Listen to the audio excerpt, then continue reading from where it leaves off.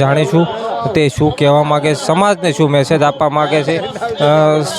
સાહેબ સાથે સીધી વાત કરીશું। સાહેબ, આપ પણ અહીંયા આવ્યા છો, સમાજનો એક કાર્યક્રમ સમૂહ લગ્નનું આયોજન, આપની ઉપસ્થિતિ શું કહેશો?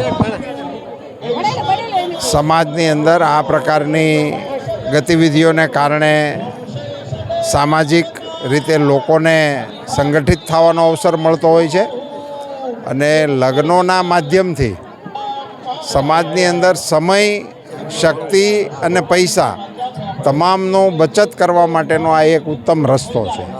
એના માધ્યમથી સારી રીતે આ પ્રસંગો ઉકેલી શકાય છે, વ્યવસ્થાના પ્રશ્નો પણ સરળ બને છે અને લોકોને પણ એકી સાથે બધાની સાથે ત્યાં જવા આવવાની સરળતા પણ પડે છે। આ પ્રકારના પ્રયાસો સમાજ માટે ઉપકારક હોય છે। દરેક સમાજની આપણે વાત કરીએ તો સમાજમાં લોકો અનેક દેખાવો કરતા હોય છે અને ત્યારે આ સમૂહ લગ્નનો આપ આવ્યા છો તો લોકોને શું મેસેજ આપો છો?